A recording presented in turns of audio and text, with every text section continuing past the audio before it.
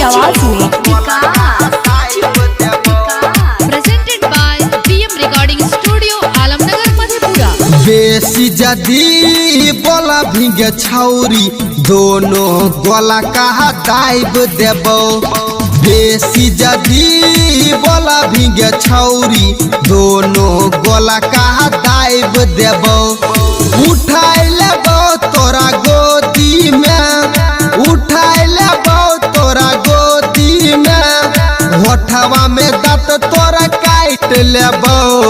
बेसी जदी बोला भिंगे छौरी दोनों गोला कहा दाइब देबो।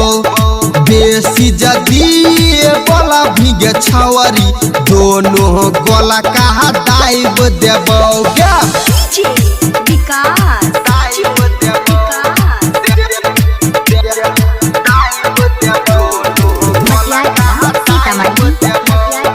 Mix by Balabhadra Singh. शहर से तू आइलो छी मारे छी सन गे। गाँव देहात में छोट कपड़ा से लूटी ले तो धन गे।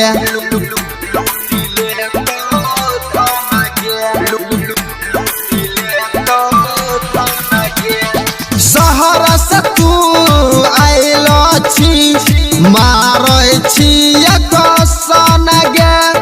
गाँव देहात में छोट कपड़ा से लूटी ले तो धन गे।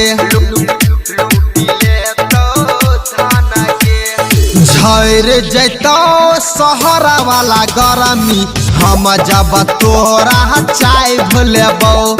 झर जैतो शहरा वाला गरमी हम जब तोरा चाय लेबो। उठा लेबो तोरा गोदी में, उठा लेबो तोरा गोदी में, होठवा में दांत तोरा काट लेबो। बेसी जदी बोला भिंगे छौरी दोनों गोला कहा दाइब देबो।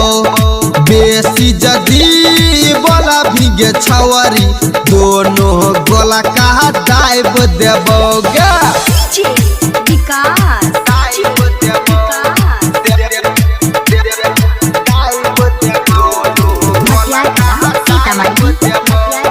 Presented by PM Recording Studio, Alamnagar Madhepura. Writer Raju Bansi से रही है छौरी बच गे। परवीन प्यारे लाल गुलशन बल्लू दाबतो बोल गे।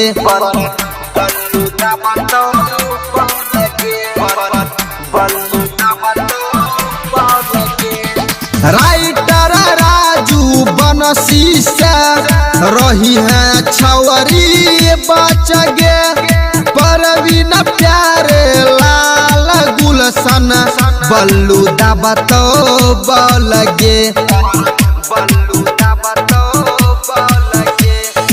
एक बेर मौका देबही तो सुन देह में गरमी लाइब देबो। एक बेर मौका देबही तो सुन देह में गरमी लाइब देबो। उठा लेबो तोरा गोदी में, उठा लेबो तोरा गोदी में, होठवा में दांत तोरा काट लेबो।